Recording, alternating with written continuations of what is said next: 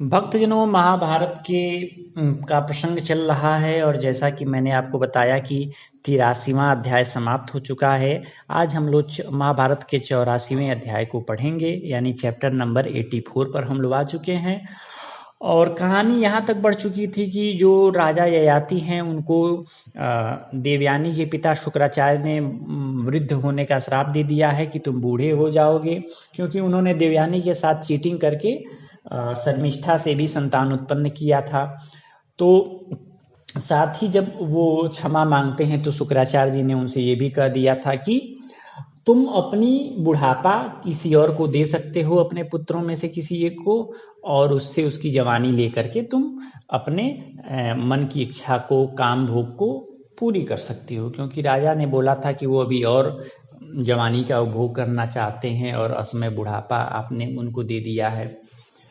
तो अब राजा ययाति बुढ़ापा लेकर के अपने नगर में आए और अपने राज्य में आकर के अपने बड़े बेटे यदु से बोले, जो कि देवयानी का लड़का था, कि हे बेटे, तुम्हारे नाना शुक्राचार्य ने मुझे श्राप दे दिया है जिससे मैं बूढ़ा हो गया हूँ, लेकिन मैं जवानी का उपभोग करना चाहता हूँ। तो तुम अपने 1000 वर्ष की जवानी मुझे दे करके मेरा बुढ़ापा ले लो, 1000 वर्ष बाद मैं तुमको तुम्हारी जवानी वापस कर दूंगा। लेकिन यदु ने कहा कि बुढ़ापे में खाने पीने में बहुत कष्ट होता है, कई दुख होते हैं, दाढ़ी बाल सफ़ेद हो जाते हैं, जीवन का आनंद चला जाता है, तो मैं बुढ़ापा नहीं लूँगा, कोई आदर सत्कार नहीं करता है, आप किसी दूसरे अपने बेटे को चुन लीजिए। तो ययाति ने उसको श्राप दिया कि जाओ, तुम्हारे लड़के मेरे राज्य के उत्तराधिकारी नहीं होंगे। फिर दूसरे बेटे तुर्वसु को भी बुला करके बोला, तुर्वसु ने भी मना कर दिया कि नहीं नहीं, बुढ़ापा हम क्यों लेने जाएं, पागल आदमी हैं क्या हम। तुर्वसु के बाद जब इस तरह देवयानी के दोनों लड़कों ने मना कर दिया तो वो शर्मिष्ठा के बच्चों के पास आए। शर्मिष्ठा के बड़े बच्चे से कहा कि तुम बुढ़ापा ले लो, जवानी दे दो। उसने कहा कि भाई हम पागल लगते हैं क्या आपको। उसके बाद ययाति अपने दूसरे लड़के के पास आए, वह अनु के पास आए। उससे भी कहा कि हे अनु, मेरा बुढ़ापा ले लो, अपनी जवानी दे दो, क्योंकि मैं अभी और काम वासना का उपभोग करना चाहता हूँ। तो अनु बोला कि महाराज, बुढ़ापे में बहुत सारे दोष हैं, मैं ऐसा नहीं करूँगा। अब ययाति ने उसको भी श्राप दे दिया और आगे बढ़े। अब राजा ययाति अपने सबसे छोटे बेटे पुरु के पास आए और बोले, हे मेरे बेटे, तुम बहुत प्रिय हो, मैं अपनी जवानी का उपभोग करना चाहता हूँ, लेकिन शुक्राचार्य के श्राप से मैं बूढ़ा हो गया हूँ। क्या तुम 1000 वर्ष की अपनी जवानी मुझे दे सकते हो और मेरा बुढ़ापा ले सकते हो? 1000 वर्ष बाद मैं तुमको तुम्हारी जवानी लौटा दूंगा। तो ययाति के ऐसा कहने पर पुरु ने कहा कि हे पिताजी, मैं आपकी आज्ञा का अवश्य पालन करूंगा, क्योंकि आपकी आज्ञा का पालन मतलब पिता की आज्ञा का पालन करने वाला व्यक्ति ही पुण्य प्राप्त करता है, स्वर्ग प्राप्त करता है। मैं आपके बुढ़ापे को ग्रहण करूंगा, आप मेरी जवानी ले लीजिए और इच्छानुसार अपने विषयों का उपभोग करिए, जितना मन हो मौज काटिए।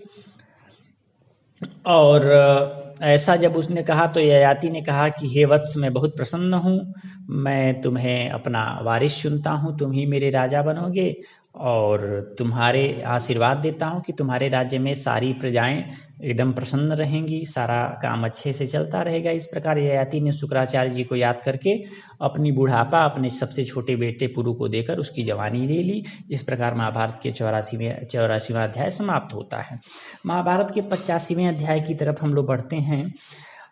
वैशंपायन जी राजा जन्मेजय से कहते हैं कि जब नहुस के लड़के ययाति ने अपने सबसे छोटे बेटे पुरु से उसकी जवानी ले ली, तो वह खुश होकर के क्या करने लगे कि अपनी पत्नियों के साथ काम वासना का उपभोग करने लगे, यज्ञ करने लगे, पूजा पाठ करने लगे, दान करने लगे और सारा मतलब प्रजा पालन का काम करने लगे और संतुष्ट होकर के राज्य करने लगे।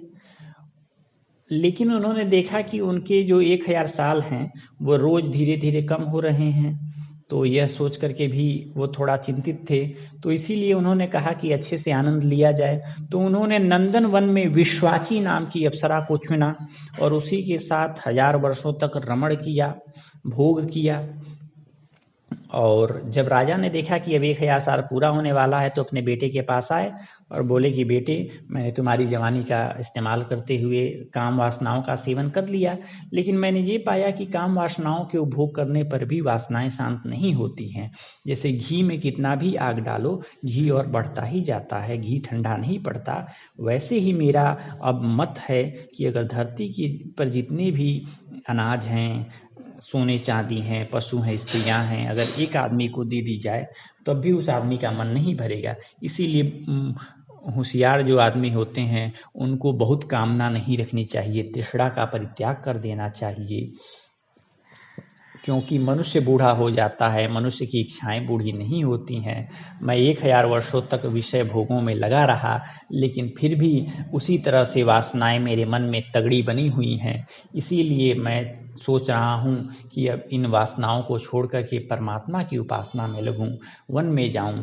हे पुत्र, तुम्हारा भला हो, तुम ये जवानी वापस ले लो, साथ ही मेरा राज्य वापस ले लो, क्योंकि तुम ही मेरे प्रिय पुत्र हो। इस प्रकार से ययाति ने अपनी वृद्धावस्था वापस लेकर के पुरु को अपनी उसकी जवानी वापस कर दी। अब ब्राह्मण आदि अन्य वर्ण के लोगों ने देखा कि राजा सबसे छोटे बेटे को अपना राजा बना रहे हैं, तो वो बोले कि महाराज, जब शुक्राचार्य के नाती और देवयानी के सबसे बड़े लड़के यदु थे ही, तो फिर आप पुरु को राज्य क्यों दे रहे हैं? आपको तो राज्य यदु को देना चाहिए। तो आप अपने धर्म का पालन करिए, सबसे बड़े लड़के को दीजिए। तो ययाति ने कहा कि हे ब्राह्मण आदि सारे वर्ण के मेरी प्रजाजनों, मैं अपने बड़े बेटे को राज्य नहीं दूंगा, क्योंकि वह अपनी मेरी बात नहीं माना है।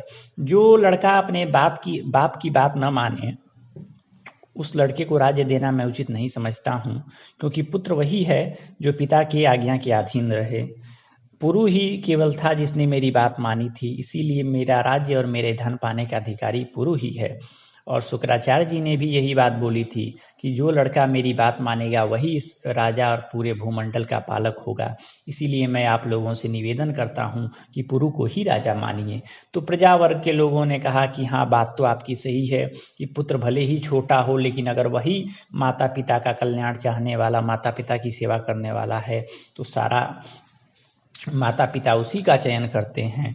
पुरु आपका प्रिय पुत्र है, साथ ही शुक्राचार्य जी ने जब वरदान ऐसा दिया ही है, तो हम लोग इसके विरुद्ध नहीं जाएंगे। आप पुरु को ही राजा बना दीजिए। इस प्रकार ययाति ने पुरु को राजा बना करके संन्यास ग्रहण किया और वह तपस्वी ब्राह्मणों के साथ नगर में चले गए।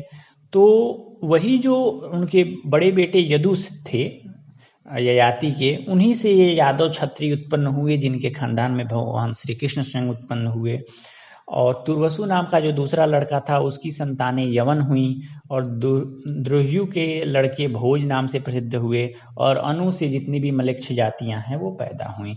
इस प्रकार हे जन्मेजय, उसी राजा पुरु से पौरव वंश चला, और उसी पौरव वंश में तुम भी उत्पन्न हो। तुम्हें भी इस राज्य का उपभोग 1000 वर्ष तक करना है। इस प्रकार से वैशंपायन जी ने जन्मेजय को महाभारत का 85वां अध्याय भी सुना दिया। अब हम 86वां अध्याय जानते हैं कि राजा ययाति जब वन में चले गए तो उन्होंने क्या क्या किया। तो राजा ययाति पुरु को अपना राज्य दे करके वानप्रस्थ मुनि बन करके वन में चले गए। वहां जाकर के उन्होंने बहुत तपस्या किया, और वहां तपस्या किया। फिर क्या हुआ कि स्वर्गलोक चले गए मृत्यु के बाद, लेकिन इंद्र ने उनको स्वर्ग से नीचे गिरा दिया। फिर वसुमान, अष्टक, तर्दन और शिबी नाम के राजाओं ने, मुनियों ने उनको क्या किया कि पुनः स्वर्गलोक में स्थापित किया। तो जन्मेजय ने पूछा कि महाराज, उन्होंने ऐसा क्या काम किया कि दोबारा स्वर्ग में गए? मैं पूरी कहानी सुनना चाहता हूँ, आप विस्तार से राजा ययाति का प्रसंग सुनाइए, क्योंकि राजा ययाति का प्रसंग बहुत ही अच्छा है और सुन करके मेरा मन और सुनने को कर रहा है। तो वैशंपायन जी बोले कि ययाति की कथा जानना धरती मतलब बहुत ही स्वर्गलोक और पुण्यदायक है, यह सारे पापों का नाश करती है।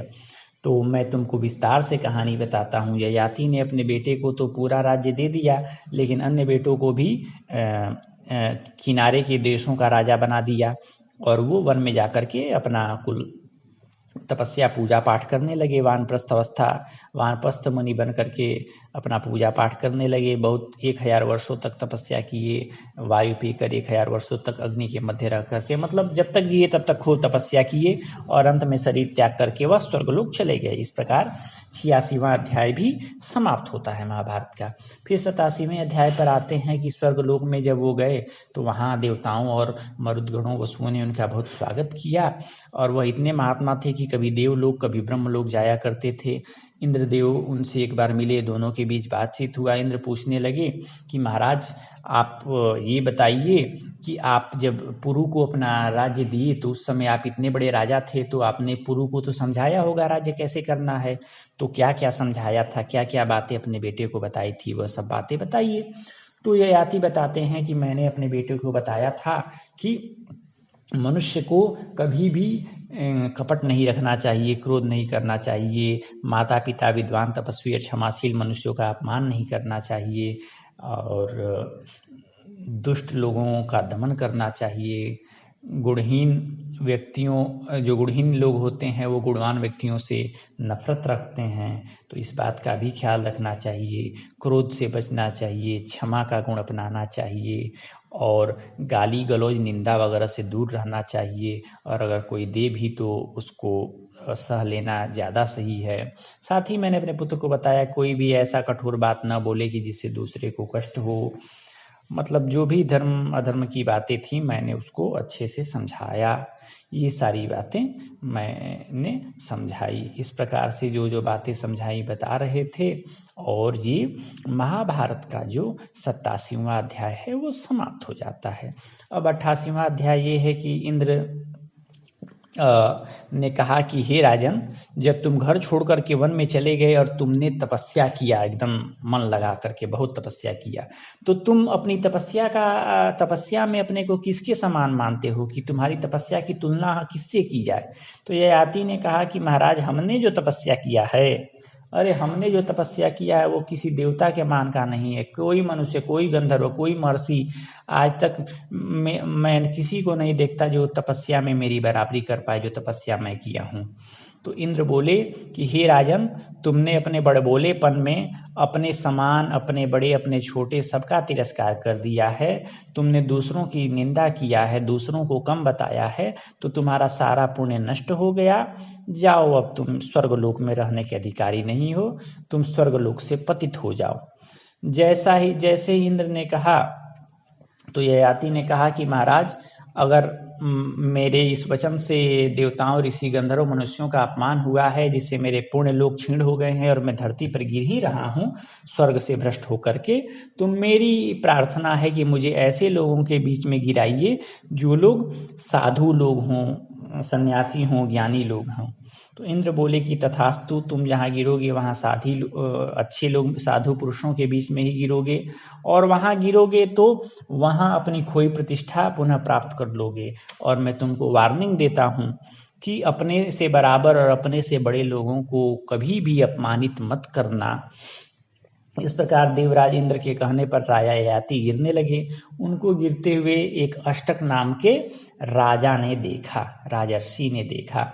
उन्होंने ययाति से कहा कि हे ययाति, आप कौन हैं? आप साक्षात इंद्र के समान हैं और आप ये स्वर्ग से गिर क्यों रहे हैं?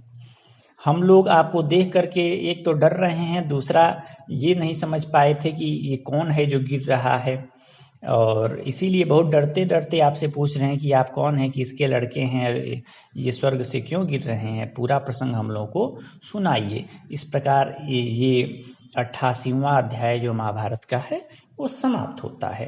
हम 89वें यानी चैप्टर नंबर 89 पर पहुंचते हैं, जहां राजा ययाति और अष्टक का संवाद होता है। ययाति बताते हैं कि मैं नहुष का पुत्र और पुरु का पिता ययाति हूँ। मैंने सारे प्राणियों का अपमान करके अपनी विद्या को, अपने तपस्या को श्रेष्ठ बताया था, इसीलिए मैं धरती पर गिर रहा हूँ। स्वर्गलोकों से मुझको निकाल दिया गया है।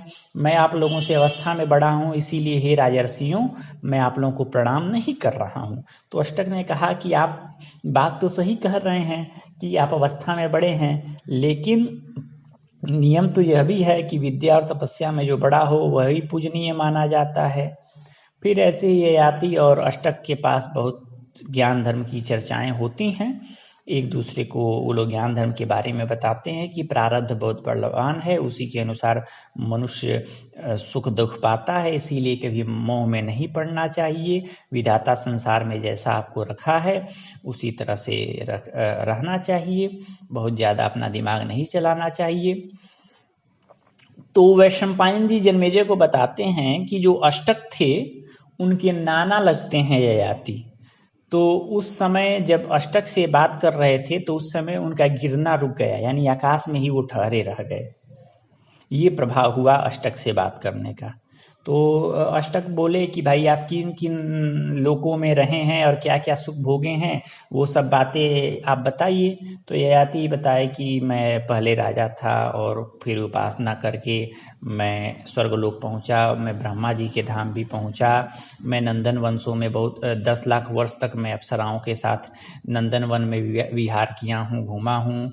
फिर जब बहुत सारा समय हो गया और मेरा पुण्य क्षीण हो गया तो एक देवदूत ने मुझे 3 बार कहा गिर जा गिर जा गिर जा, तो इसीलिए मैं पुण्य क्षीण होने पर आज स्वर्ग से गिर करके धरती पर आ रहा हूँ। फिर मैंने उनसे प्रार्थना किया था कि मैं साधु पुरुषों के बीच में गिरूं, ऐसा कहिए कि अच्छे लोगों के बीच में गिरूं। तब देवताओं ने मुझे आशीर्वाद दिया था, जिसके फलस्वरूप मैं आप लोगों के कुटिया के पास गिरता हुआ आ रहा हूँ। इस प्रकार से महाभारत का 89वां अध्याय पूरा होता है। 90वें अध्याय की ओर हम चलते हैं। अष्टक बोले कि महाराज आप बताइए आगे का प्रसंग। तो ययाति बोले, ययाति फिर से अपना ज्ञान देना शुरू किए कि परलोक का नियम यही ऐसा ही है कि वहाँ अगर आपके पुण्य खत्म हो गए तो सारे देवता आपको छोड़कर देते हैं और आपको स्वर्ग से गिरना पड़ता है, और जब तक आपका स्वर्ग रहता है जब तक आपका पुण्य रहता है तब तक देवलोक में भी बहुत आदर सत्कार रहता है। तो अष्टक ने पूछा कि मैं और विस्तार से जानना चाहता हूँ वहाँ के नियम कानून के बारे में। तो ययाति बोले कि वहाँ का नियम कानून यही है कि वहाँ अपने पुण्य कर्मों का अगर बहुत बखान करोगे तो इसी तरह से नरक फिर से धरती पर लौट आओगे, इसीलिए अपने मुंह से अपनी बड़ाई नहीं कहनी चाहिए। फिर अष्टक पूछने लगे कि अगर मनुष्य मान लीजिए मर गया और उसको पशु पक्षी खा लिए तब वह किस नरक में जाएगा, चाहे क्या होगा, ये सब प्रसंग भी हमको सुनाइए। तो ययाति उन सारे प्रसंगों को भी बताने लगे कि कई प्राणी स्वर्ग आदि लोकों में रहते हैं और वो जब वहाँ से भूमि पर गिरते हैं तो इस लोक में आते हैं, उस लोक में आते हैं। तो जो जो प्रसंग ययाति जानते थे वहाँ जा कर के देखे थे वो सारा प्रसंग बताने लगे कि किस तरह से स्वर्ग से जब आदमी गिरता है तो वह जल रूप होकर के वनस्पतियों में मिल जाता है, और उन्हीं वनस्पतियों का सेवन जब मनुष्य करता है तो गर्भ में प्राण की स्थापना होती है।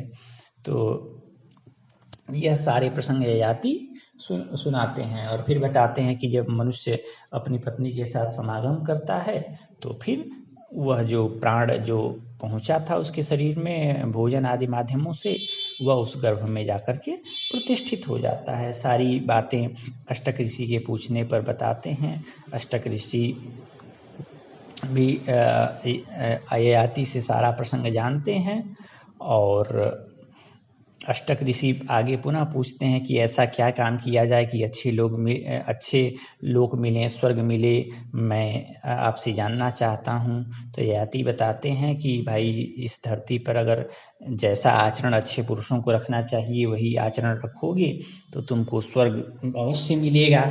इस धरती पर घमंडी बन के रहोगे तब कोई स्वर्ग नहीं मिलेगा, वह तुम्हारे लिए नुकसानदायक ही होगा। इसीलिए जो भी सत्पुरुष लोग होते हैं वो घमंड नहीं करते हैं, अहंकार कभी नहीं रखते हैं, श्रेष्ठ वचन बोलते हैं, किसी का अपमान नहीं करते हैं। ऐसा कहते हुए ऐसा उन्होंने सारी चीजें बताई और ये महाभारत का 90वां अध्याय समाप्त होता है। महाभारत के 91वें अध्याय की ओर बढ़ते हैं। यहाँ भी अष्टक क्या है कि ययाति से पूछ रहे हैं कि आश्रम धर्म क्या होता है, ब्रह्मचारी, गृहस्थ, वानप्रस्थ और सन्यासियों को कैसे रहना चाहिए।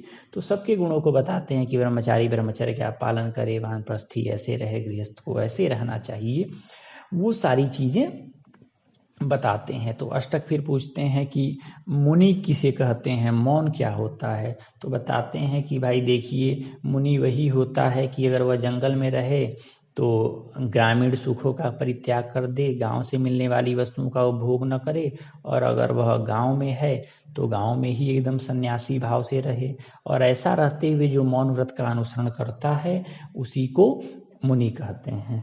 तो मुनि का संबंध मौन से है कि भाई जो जितेंद्रिय हो, मौन व्रत का आश्रय लेता हो, उसका मुनि बोला जाता, उसको मुनि बोला जाता है। इस प्रकार महाभारत के 91वें अध्याय को भी समाप्त किया जाता है। अष्टक और ययाति का प्रसंग चल रहा है। अष्टक आगे पूछते हैं कि महाराज, सन्यासी और वानप्रस्थी में किसको भगवान पहले मिलते हैं। तो फिर वो बताते हैं कि देखो, भगवान के मिलने का नियम यही है कि जो अच्छे से आचरण करेगा उसी को भगवान मिलेंगे। जो वानप्रस्थ है और जैसा आचरण करता है उस अनुसार, और सन्यासी भी जैसा आचरण करता है, मतलब जो अपने कोई भी हो अच्छा आचरण करे तभी मिलेगा। फिर अष्टक पूछते हैं कि महाराज अब आप अपने बारे में फिर से विस्तार से बताइए। तो ययाति बताते हैं कि देखिए, मेरे पुण्य क्षीण हो गए हैं, इसीलिए मैं धरती लोक पर गिर रहा हूँ, और आप लोगों के आशीर्वाद से मैं आसमान में भी टिका हुआ हूँ, जबकि जो ब्रह्मा जी के जो भी लोकपाल हैं वो हमको नीचे गिरने के लिए बार बार कह रहे हैं।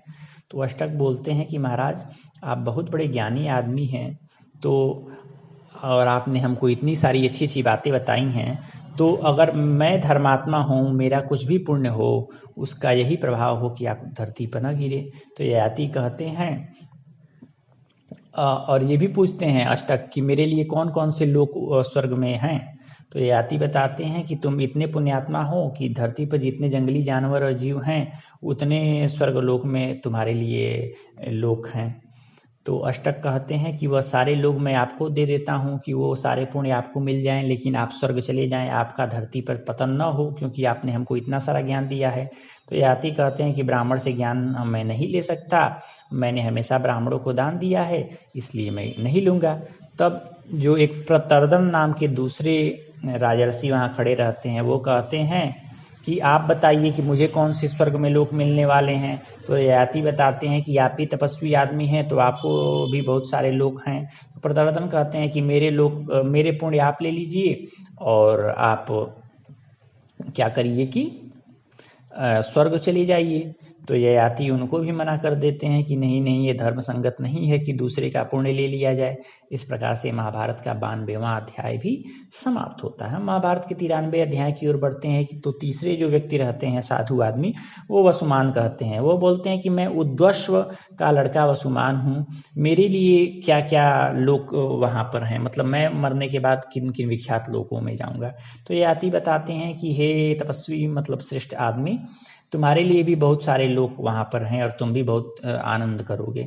तो वसुमान कहते हैं कि मेरे जितने पुण्य हों और मेरे लिए जो भी स्वर्ग में सुविधाएं हों वह सब मैं आपको दे देता हूँ, और अगर आपको लगता है कि नहीं नहीं हम दान नहीं लेंगे, तो उसके बदले में हमको एक मुट्ठी तिनका उठा करके दान दे दीजिए।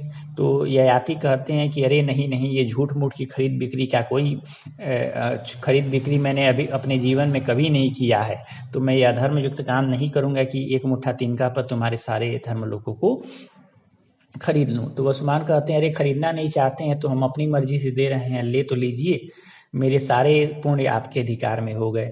फिर शिबी थे, वो बोले मैं उशिनर का लड़का शिबी हूँ, मेरे भी जो पुण्य हो वो बताइए और वो ग्रहण करिए। लेकिन ययाति ने उनको भी मना कर दिया। तो शिबी भी बोले कि अरे आप खरीदना नहीं चाहते हैं मेरे पुण्यों को, तो मैं फ्री में दे रहा हूँ, आपके चरणों में अर्पित कर रहा हूँ, मेरे पुण्य लेते जाइए।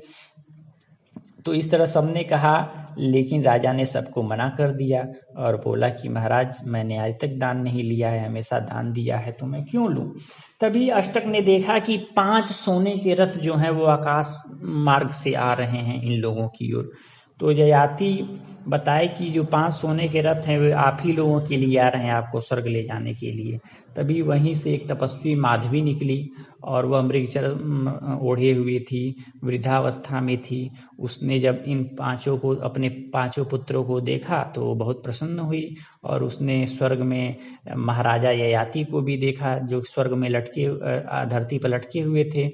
तो ययाति को देखकर वह माधवी अपने पिता को पहचान गई और उसने अपने बेटे वसुमान से कहा, उसके बेटे वसुमान ने पूछा कि माँ तुमने इस महापुरुष को प्रणाम क्यों किया, क्या तुम इनको जानती हो? तो माधवी ने कहा, बेटों ये जो ययाति हैं ये तुम लोगों के नाना हैं और इन्होंने मेरे भाई पुरु को राजा बना करके स्वर्गलोक की यात्रा की है, लेकिन मैं ये नहीं जानती कि इनका स्वर्ग से पतन क्यों हो रहा है।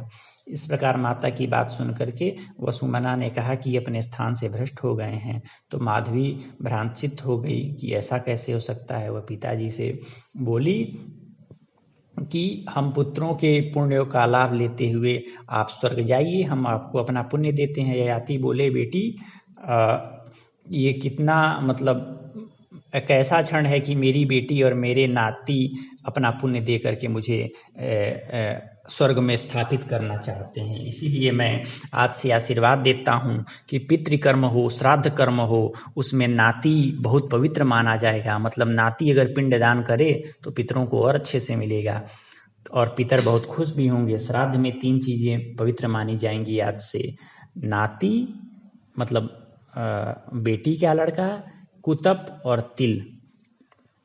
इस तरह से उन्होंने ये बात बोला और राजा ययाति ने उनको आशीर्वाद दिया।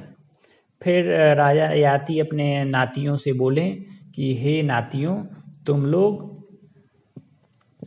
इन रथों पर बैठो और ऊपर की ओर चलो। तो अष्टक बोला कि महाराज पहले आप इन रथों में बैठिए, फिर हम लोग भी समय अनुसार आपका अनुसरण करेंगे। तो ययाति बोले, अरे बेटों, तुम लोगों ने जो हमको पुण्य का दान किया है उससे तुम्हारे पुण्य की बहुत महिमा हो गई है, इसीलिए तुम लोगों को अभी जो स्वर्ग मृत्यु के बाद मिलता है वो अभी मिलने वाला है, इसीलिए हमें अब चलना चाहिए। तो इस तरह पुण्य की महिमा है कि पुण्य दान के चलते उन सबको पुण्य की प्राप्ति हुई और वो सब लोग दिव्य रथों पर बैठ करके धर्म के बल से स्वर्गलोक में पहुंच गए। इस प्रकार अष्टक, शिबी, काशीराज प्रतर्दन, इक्ष्वाकु वंशी वसुमना, ये चारों साधु वेशधारी राजा एक साथ स्वर्ग चले गए। अष्टक बोले कि हे राजन, इंद्र मेरे बड़े मित्र हैं, तो मैं सोचता था कि मैं ही सबसे पहले इंद्र के लोक पहुंचूंगा, लेकिन यह उशीनर के लड़के शिबी सबसे पहले आगे क्यों जा रहे हैं, इनका रथ सबसे आगे क्यों जा रहा है। तब ययाति ने कहा कि राजा शिबी ब्रह्मलोक जा रहे हैं क्योंकि उन्होंने सर्वस्व दान कर दिया था, बहुत तुम लोगों में सबसे ज़्यादा पुण्यात्मा थे और सब गुणों में वो तुमसे श्रेष्ठ हैं, इसीलिए उनका जो रथ है वो हम सबसे आगे जा रहा है। फिर अष्टक ने अपने नाना से पूछा कि हे नाना जी, आप स्पष्ट बताइए कि आप कौन हैं, क्योंकि आप बहुत दिव्य लगते हैं। तब ययाति ने फिर से कहा कि ये मैं नहुष का लड़का और पुरु का पिता हूँ, मैं चक्रवर्ती नरेश था, मैंने अपनी सारी बातें बता दी और मैं ही तुम सब लोगों का नाना भी हूँ। और अपनी सारी कहानी फिर से उन्होंने विस्तार से अष्टक को सुनाई और बताया कि कभी भी अपने मुंह से अपनी झूठी तारीफ नहीं करनी चाहिए। इस प्रकार सारी प्रसंग सुना करके वैशंपायन ऋषि जन्मेजय से कहते हैं कि हे जन्मेजय, तुम्हारे पूर्वज ययाति बहुत बड़े महात्मा आदमी थे, उनके नातियों ने ही उनका उद्धार किया था और उन्हीं के सत्कर्मों के द्वारा वह फिर से पृथ्वी पर गिरने से बचे और स्वर्गलोक में स्थापित हो गए। इस प्रकार महाभारत के 93वें अध्याय को समाप्त किया जाता है। धन्यवाद मित्रों।